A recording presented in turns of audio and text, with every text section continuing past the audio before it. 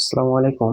BCS লিখিত পরীক্ষার জন্য কি কি বই পড়তে হবে এই ভিডিও থেকে আমরা একেবারে ক্লিয়ার হয়ে যাবে ইনশাআল্লাহ। তো চলুন জানি। তো আমরা বিসিএস লিখিত পরীক্ষার জন্য কি কি বই পড়বো, ঠিক আছে? তো বাংলাতে আসি। তো বাংলার ক্ষেত্রে এই যে অ্যাসুরেন্স যে বইটা আছে এটা ভালো।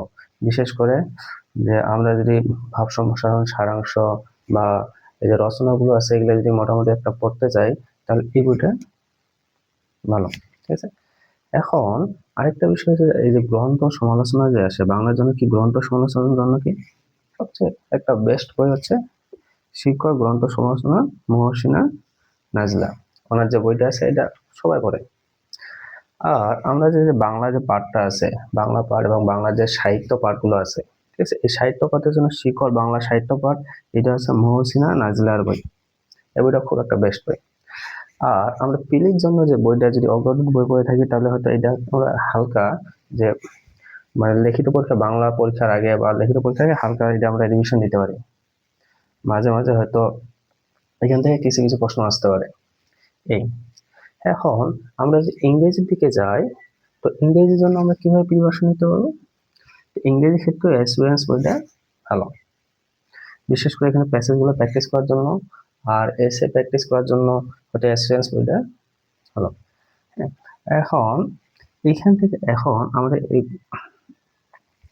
যে বিসিএস লিখিত কিন্তু একটা মানে বড় একটা মার্ক থাকে, বিশেষভাবে বড় একটা মার্ক থাকে কোথায়? অনুবাদে থাকে, ট্রান্সলেশন। এই ট্রান্সলেশনের জন্য আমরা কি ক্যাডার্স অনুবাদ বিদ্যা বইটা পড়তে পারি, এটা মিয়া সেলিম স্যার।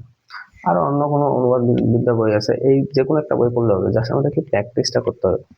এখন আরেকটা বই আমরা প্র্যাকটিস করতে পারি অনুবাদের জন্য, যেটা আছে মোহিত মাসিক সম্পাদিকা, এটা হচ্ছে মাসে মাসে বের হয়, লাইব্রেরি দোকানে গেলে পাবো। মোহিত মাসিক সম্পাদিকা এটাতে কি করে, এটা হচ্ছে যে ইংলিশ পেপার, যে ইংলিশ যে কলামগুলো আছে এই কলামগুলো এরা কি করে বাংলাটাকে ইংরেজি অনুবাদ করে আর ইংরেজিটাকে বাংলা অনুবাদ করে দেয়, যা এটা প্র্যাকটিস করার জন্য। আর আমাদের এইটা অবশ্যই যদি আমরা সিন প্যাসেজ অথবা মানে আনসিন প্যাসেজ যেহেতু দেয়, এই আনসিন প্যাসেজ যদি ভালো করতে চাই তাহলে অবশ্যই আমাদের ইংরেজি পেপার রেগুলার হয়তো আধা ঘন্টা করে পড়তে হবে, তাহলে আমরা কিন্তু ইংলিশটা ভালো করতে পারবো। মানে আমাদের যে ইংলিশ পড়ার যে স্কিলটা এটা ডেভেলপ হবে, ঠিক আছে? এখন গণিতের জন্য আসলে এটা সবাই জানে যে গণিতের জন্য ক্লাস 9 10 এর ম্যাথ, কোন ম্যাথ? জেনারেল ম্যাথ আর হায়ার ম্যাথ। হায়ার ম্যাথ থেকে বেশি প্রশ্ন আসে, ঠিক আছে? আর আমার কাছে যেটা মনে হয় যে বিসিএস ম্যাথ ককটেল এই বইটা খুবই ভালো। মানে বিসিএস ম্যাথ ককটেল এই বইটা খুবই ভালো। এই যে এই বইটা আশরাফুল বিসিএস ম্যাথ ককটেল, এটা আমি পড়ছিলাম। আমরা যখন পড়ছি তখন সেকেন্ড এডিশন ছিল। এই বইটা খুব ভালো। আর মেন্টাল এবিলিটির জন্য আমরা পিলিটে যে পড়া পড়ছি অর্থাৎ খায়রুল মেন্টাল এবিলিটি, এটা আমরা পড়ে নিতে পারি।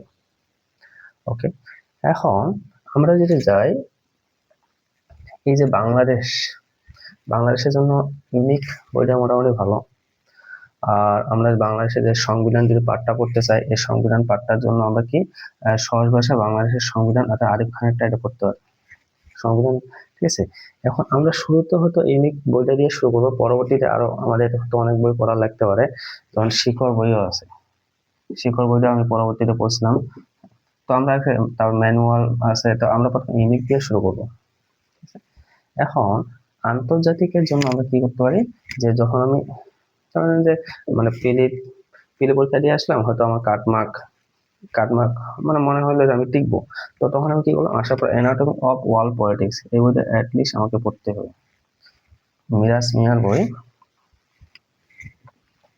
এই বইটা the anatomy of world politics, এই বইটা একবার বা দুইবার বা তিনবার যদি আমরা পড়ে নিই তাহলে আমাদের যে কনসেপচুয়াল যে পার্টটা আছে আর মানে আন্তর্জাতিক যে বিষয়গুলো আছে এগুলো খুবই মানে কাজে দিবে। এই বিষয়গুলো আমরা খুব সহজেই মানে বুঝতে পারবো।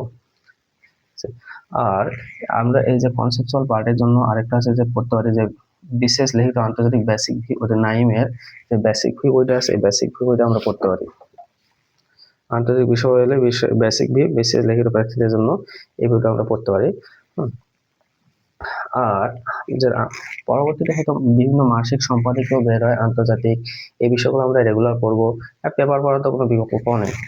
আন্তর্জাতিক ভালো করতে গেলে যে কলামগুলো আছে, মানে আন্তর্জাতিক ভালো করতে গেলে যে পেপার পড়তে হবে, দ্বিতীয় সম্পাদকীয় যে পেপারগুলো আছে, সম্পাদকীয় এগুলো যে পেপারগুলো পড়তে হবে, খবর শুনতে হবে। এই যে বিজ্ঞানের জন্য সায়েন্স আওয়ার বইটা একটা ভালো একটা বই। আর ক্লাস 9-10 এর বিজ্ঞান বইটা আমরা পড়তে পারি। সায়েন্স আওয়ার বইটা আছে ক্লাস 9-10 এর বিজ্ঞান বই থেকে জাস্ট বিষয়গুলো নিয়ে আসছে। তো এই যে মানে বইগুলো আছে, এই বইগুলো শুরুর দিকে হয়তো আমরা যখন বিশেষ লিখিত শুরু করব, আমরা কোন বই পড়বো এই নিয়ে খুব মানে চিন্তা থাকে, হয়তো এই বইগুলো দিয়ে আমরা শুরু করতে পারি। পরবর্তীতে হয়তো আমাদের আরো বিভিন্ন বই কিনতে হইতে পারে, যখন আমাদের কিছু একটা বেসিক ডেভেলপ হয়, যে আমাদের মানে বিশেষ লিখিত বিবর্ষণটা কি বা কিভাবে আমরা নিব, কোন কোন বই পড়বো, এগুলো দিয়ে আমরা যদি শুরু করি, পরবর্তীতে আমাদের হয়তো কিছু কিছু বই কিনতে হইতে পারে। তখন আমরা নিজে বুঝতে পারবো যে তখন পরবর্তীতে কোন বইগুলা কিনবো। একটা বিষয় আছে যে এই যে ইংরেজি যে অ্যাসুরেন্স বইটা দেখাই, এই যে এই বইটা আছে অ্যাসুরেন্স বিশেষ লিখিত বই, এই বইটা আমি পড়ছিলাম। আর হচ্ছে যে অনুবাদ বিদ্যা হচ্ছে এটা, ইংলিশে অনুবাদ করার জন্য। আর হচ্ছে যে বিজ্ঞানের জন্য সায়েন্স আওয়ার, এই বইটা খুব একটা ভালো বই।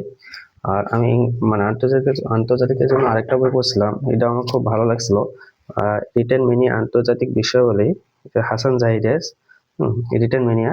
আর এনার হচ্ছে মাসিক সম্পাদকীয় বের হয় প্রতি মাসে মাসে, ওই লেখাগুলো খুব ভালো লাগছে।